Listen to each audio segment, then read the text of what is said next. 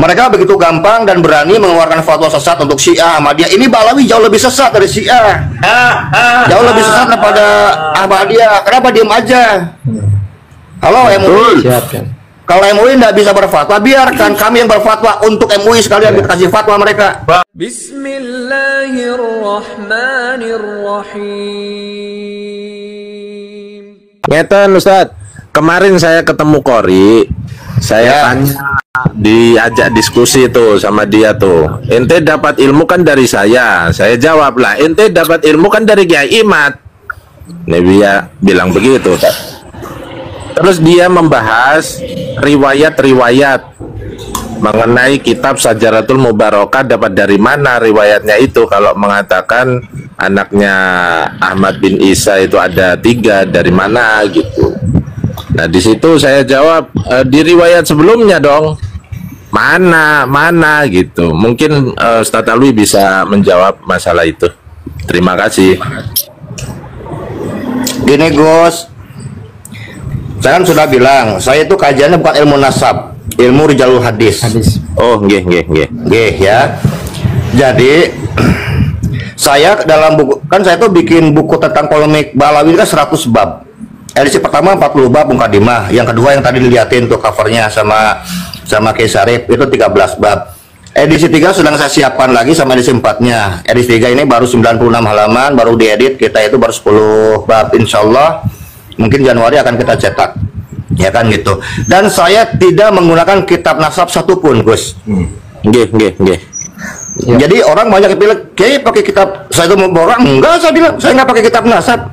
Nggak ada satupun saya pakai. Ya. Ini sebagai konsekuensi saya mengatakan bahwa saya ini menggarap masalah polemik ini dari bidang ilmu yang lain. Jadi rijalul hadis sama sejarah yang mungkin selama ini tidak diungkapkan atau tidak tersampaikan oleh Kiai Imad, makanya saya mau beliau untuk menyampaikan dalam bidang ilmu yang lain.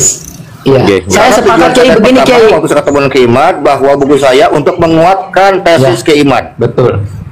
Kiai begini Kiai, kalau boleh dari kami nih Kiai, bahwa orang-orang Lur Balawi ini memang orang enggak ada. Ya, Kiai memberi jadi kami mau diskusi ilmiah dengan saya dengan ilmu rijalul hadis, bukan dengan ilmu nasab. Ilmu nasab bagian dengan Kiai Imad. Ini Kiai, assalamualaikum. Jangan panggil harapan kami Kiai.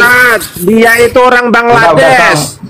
Sebentar Kong. Ya. Kiai begini, karena di arena polemik nasab ini itu belum ada orang khusus ya, belum ada orang khusus yang membedah hadis-hadis palsu yang seringkali dibuat oleh habaib, dari riwayat-riwayat palsu, cerita-cerita palsu yang tentang selalu ke Nabi, selalu hadis. Nah, ada beberapa hadis yang menjadi doktrin mereka dalam Ahlul Bait yang sudah saya kirim itu. Coba Kiai, menurut saya itu hadis palsu. Bagaimana menurut Kiai? Apakah itu benar hadis palsu atau memang hadisnya benar dipalsukan atau seperti apa? Tapi yang saya pahami itu hadis palsu.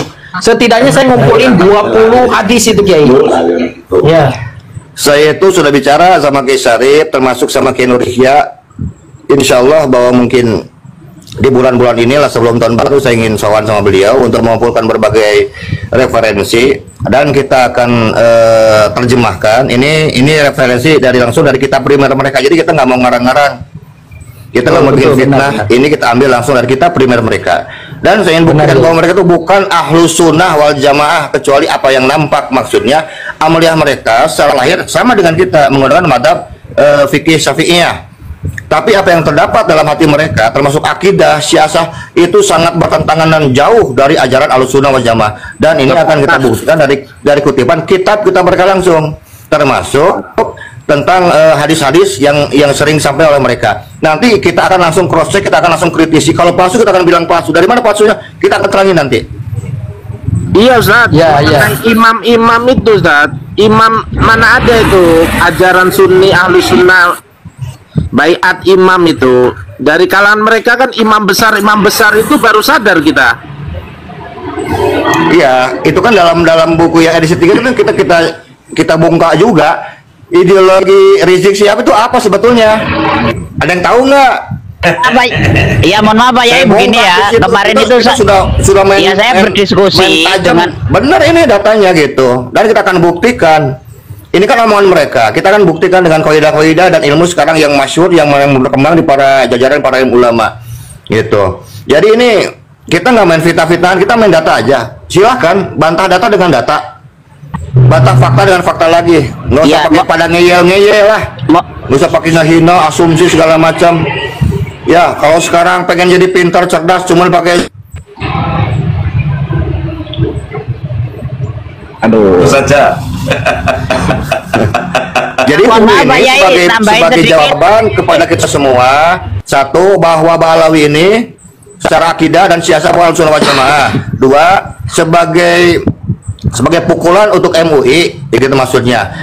Mereka begitu gampang dan berani mengeluarkan fatwa sesat untuk Syiah, Ahmadiyah. Ini Balawi jauh lebih sesat dari Syiah, jauh lebih sesat daripada Ahmadiyah. Kenapa diem aja?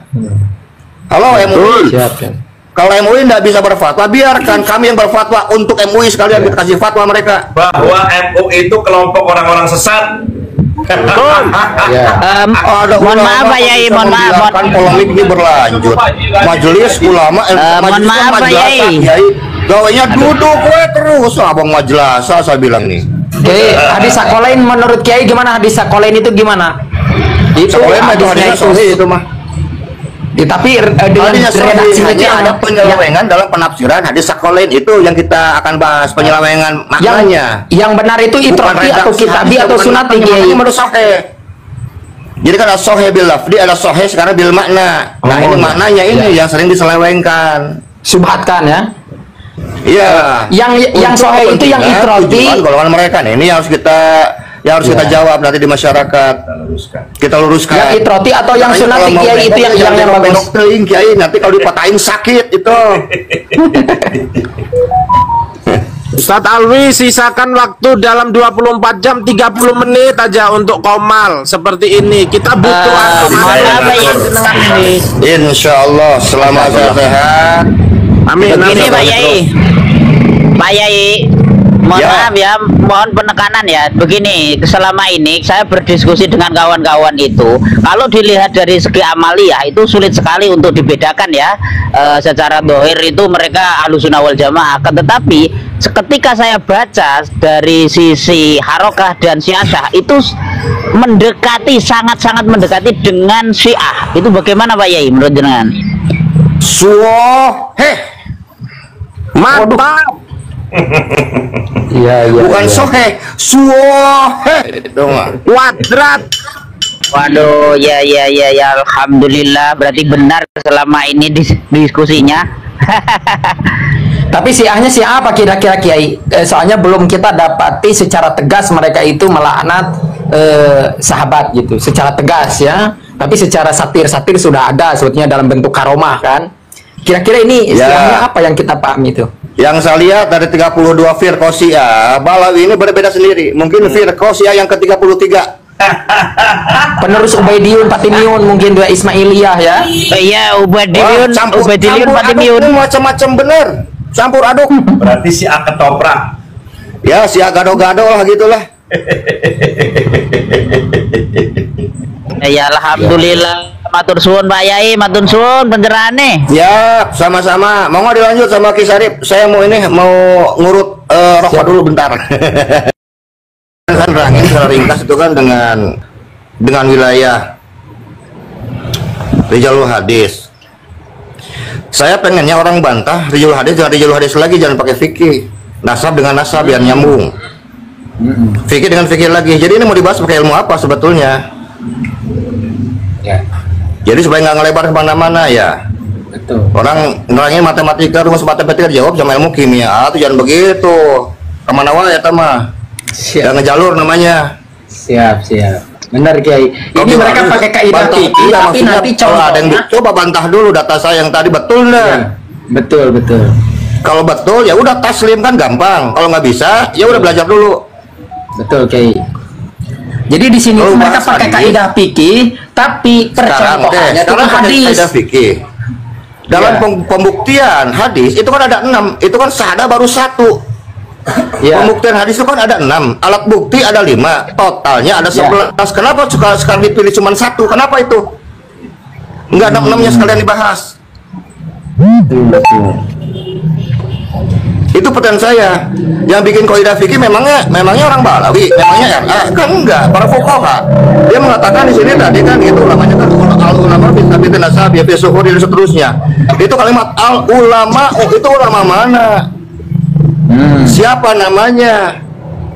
Yang sabit, yang masyhur dan mendengarkan dari setiap perkataan. Ini kalimatnya kalimat ijma, berarti kalau sekarang ada kalimat ijma atau memungkinkan makna tersebut adalah makna kebersamaan, ada kesepakatan antar ulama, artinya itu kembali lagi pada kaidah awal bit tatabu'i, ada ketersambungan. Makanya saya nanya, sanad ulama ini bersambungnya ke siapa? Kok ada mengatakan kaidah seperti ini? Mana sanadnya, mana, coba keluarin. Jangan ngarang-ngarang, kan kita pakai data katanya. Betul. Terus itu kenapa ngarang-ngarang harus dengan 1 poin? Fikih itu 6 loh. Untuk pembuktian itu bukan cuma syahadah ada 6, alat bukti ada 5. Kenapa dipilih cuma 1, 10 tinggalkan? Apa maksudnya? Ya. Berarti tidak relevan ya kaidah ini untuk persoalan nasab itu tidak relevan ya Kiai ya? Ya tidak relevan. Makanya ini mau dibahas dengan wilayah cabang ilmu apa? Ilmu nasab bahas dengan nasab. Rijal hadis cabang, rijal hadis bahas lagi dengan rijal hadis. Sekarang ilmu fikih bahas yang ilmu fikih, baru itu relevan, nyambung, head to head namanya. Ayo. Saya itu sudah periksa dari 11.000 jalur periwayatan, nggak ada itu yang namanya Ahmad bin Isa sama Ubaidah bin Ahmad bin Isa itu kosong, bolong, molongpong, bin zong. Bukan mustahid, bukan ahli hadis, bukan ulama, bukan santri. Kenapa? Karena memang tidak pernah dilahirkan. Ini kajian rijalul hadis ya. Kalau sekarang yang disebutkan Ahmad bin Isa al-Baghdadi itu memang betul ada, karena kan beliau pernah dibahas oleh Kiai Imad, punya anak sekarang 3 Muhammad Ali Husain. Saya sepakat, bahkan itu pun dikuatkan dengan sekarang risetnya Gus Fakih. Ada 13-14 kitab yang meriwayatkan tentang sekarang Ahmad bin Isa al-Baghdadi, makanya disebut dengan Ahmad an-Nafat, Ahmad al-Abbah, yaitu al-Baghdadi. Tapi kalau al-Basri itu nggak ada, karena Ahmad bin Isa al-Baghdadi wafat 350 Hijriah dan bukan seorang ulama, apalagi perawi hadis, apalagi mustahid. Sedangkan Ahmad bin Isa al-Basri wafat 345 Hijriah. Cuman beda 5 tahun wafatnya. Yang satu Basroh, yang satu Baghdad. Itu kayak Bandung sama Jakarta. Kok ada sekarang pengusaha diriwayatkan dalam 13-14 kitab dan bukan seorang mustahid, bukan seorang ahli hadis, bukan seorang ulama. Terus kenapa orang yang diglorifikasi disebut dengan ulama, ahli hadis, mustahid tidak teriwayatkan dalam satu kitab pun? Bahkan jangankan satu kitab, satu paragraf aja nggak ada itu. Satu kitab kebanyakan, satu paragraf aja saya minta.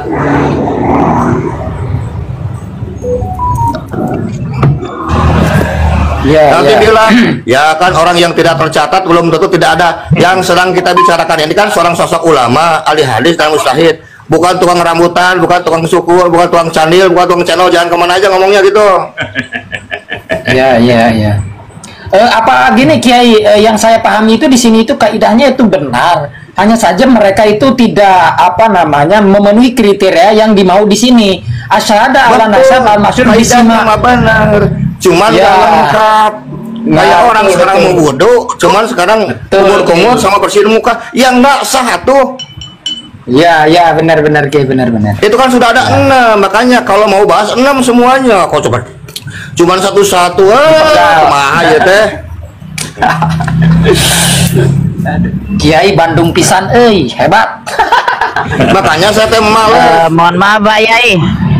Itu juga Mas Mohon maaf Pak Yai, tanya. Katanya podcast, Kiai nggak mau. Saya bilang nggak kelas. Saya bilang kalau podcast, kalau mau ayo seminar di kampus.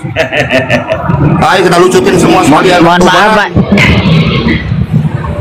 Mohon maaf Pak Yai, boleh nanya Pak Yai ya? Ya, Alkemi ngomong, Alkemi silakan.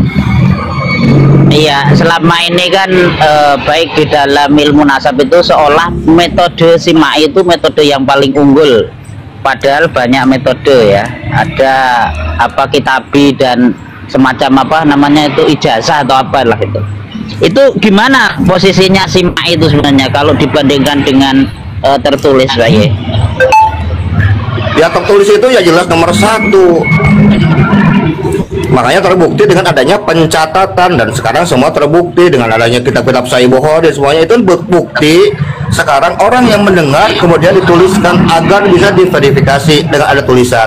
Kalau ada yang kurang kan bisa ditambahin, kalau ada yang salah sekarang bisa dibenerin. Sekarang orang yang simain terus membuktikan atau alat bukti orang yang mendengar, pendengaran itu betul semua, alat ukurnya apa kira-kira?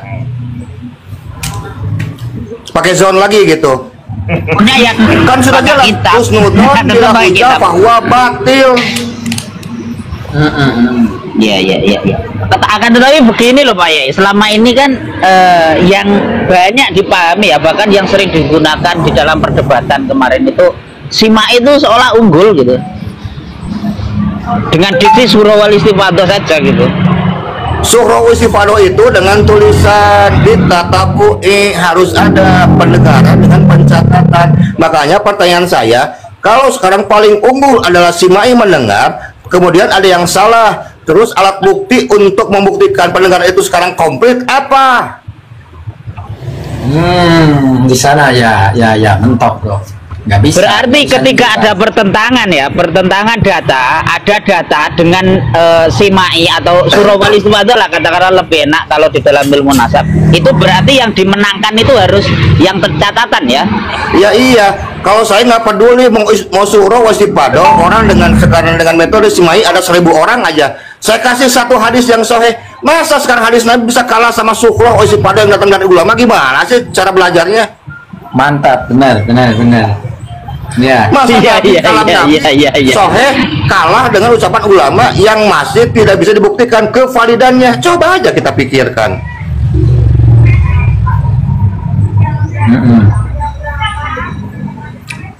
Iya. Terlebih kini Kiai ya, sudah mereka itu simai kan, apa sih asakron itu dari leluhurnya, ditambah lagi kitab sebelumnya seolah-olah menolak gitu, bukan seolah-olah tapi menafikan kan, secara tidak langsung tidak menulis, artinya betul-betul simainya itu ya sangat rendah sekali gitu kan ya, kecuali Wah, kalau itu